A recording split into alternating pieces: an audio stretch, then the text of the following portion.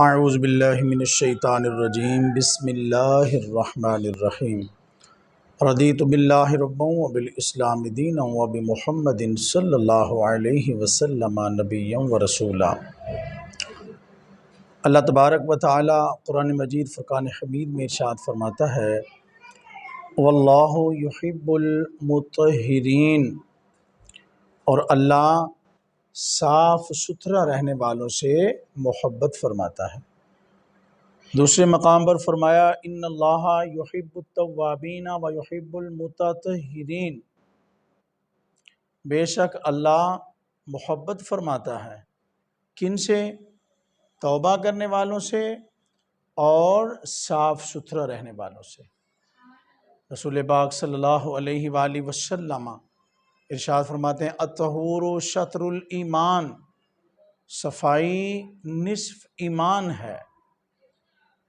نماز کی 6 شرائط میں سے جو پہلی شرط ہے وہ ہے طہارت، صفائی ستھرائی، پاکیزگی۔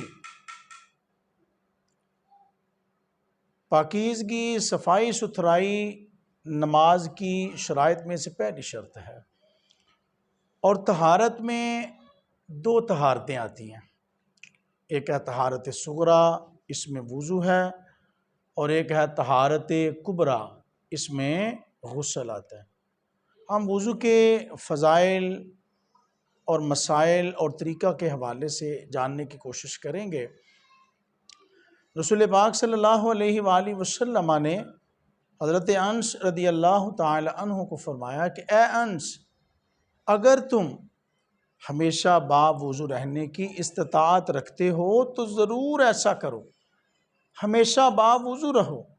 یا رسول اللہ صلی اللہ علیہ وسلم، یا حبیب اللہ، فائدہ کیا ہوگا، کیا ملے گا؟ ہمیشہ باوضو رہنے سے کیا سعادت نصیب ہوگی؟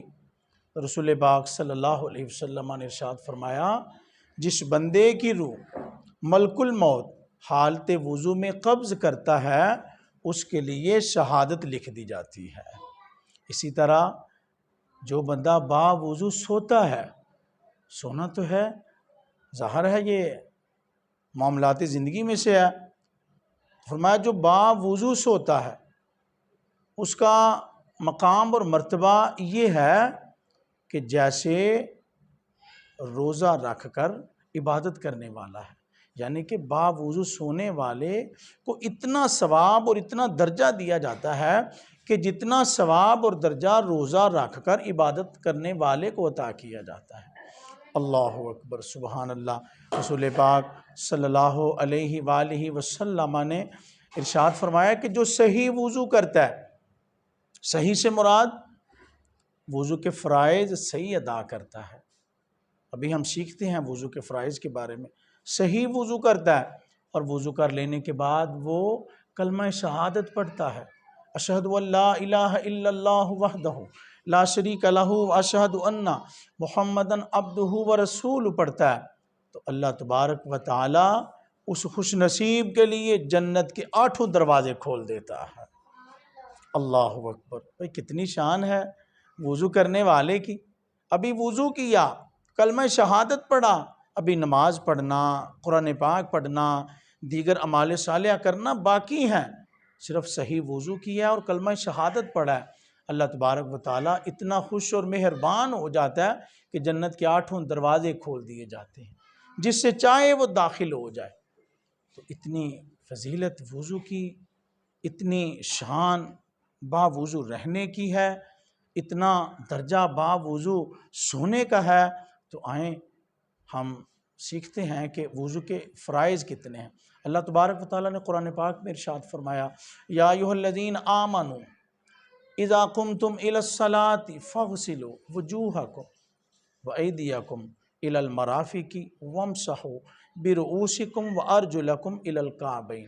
ارشاد فرمایا اے ایمان والو، جب تم نماز کے لیے کھڑے ہونے لگو اپنے منہ دھو لو، کوہنیوں سمیت دونوں ہاتھ دھو لو، اپنے سروں کا مسح کر لو، اور ٹخنوں سمیت دونوں پاؤں دھو لو۔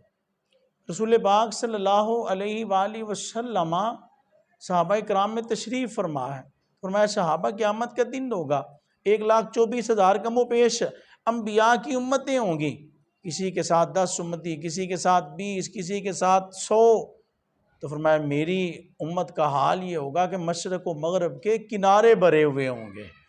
تو عرض کیا گیا یا رسول اللہ صلی اللہ علیہ وسلم، یا حبیب اللہ، اتنی کثیر تعداد، اتنا وسیع جمع غفیر ہوگا، تو حضور آپ کیسے پہچانیں گے اپنی امت کو؟ تو رسول پاک صلی اللہ علیہ وسلم نے ارشاد فرمایا میری امت کے وضو والے اعضاء چمک رہے ہوں گے، روشن ہوں گے، چمک رہے ہوں گے، تو میں اس چمک اور اس روشنی سے پہچان لوں گا کہ یہ میرا امتی ہے۔ اور مزید فرمایا کہ اب جو جتنا چاہتا ہے اتنا چمکا لے، یعنی اتنا زیادہ دھو لے۔ اللہ اکبر، یہ بھی کتنی فضیلت ہے کہ اعضائے وضو جو ہیں وہ چمک رہے ہوں گے، وہ روشن کر دیے جائیں گے۔ اور جب بندہ وضو کرتا ہے تو رسول پاک صلی اللہ علیہ وسلم نے فرمایا جب ہاتھ دھوتا ہے اس کے ہاتھوں کے گناہ معاف کر دیے جاتے ہیں۔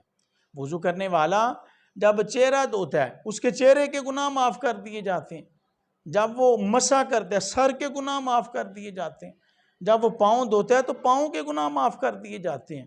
سبحان اللہ، بھائی کیا فضیلت ہے وضو کرنے کی، کہ وضو کرنے والے کے جتنے اعضاء وضو میں دھلتے ہیں، ایک طرف تو وہ پاک ہوتے جاتے ہیں اور دوسری طرف اللہ تعالیٰ ان گناہوں سے پاک کرتا جاتا ہے۔ اور پھر اگر تھوڑی سی بندہ محنت کر لے، وضو کرنے والا تھوڑی سی محنت کر کے یہ پڑھ لے بسم اللہ والحمدللہ، تو اس کی فضیلت یہ ہے کہ پہلے تو اعضائے وضو کے گناہ معاف ہونے تھے، اعضائے وضو ہی پاک ہونے تھے، لیکن جب آپ نے بسم اللہ والحمدللہ پڑھ لیا تو پھر اللہ تبارک و تعالیٰ ان کلمات کی برکت سے سارے بدن کو پاک فرما دیتا ہے۔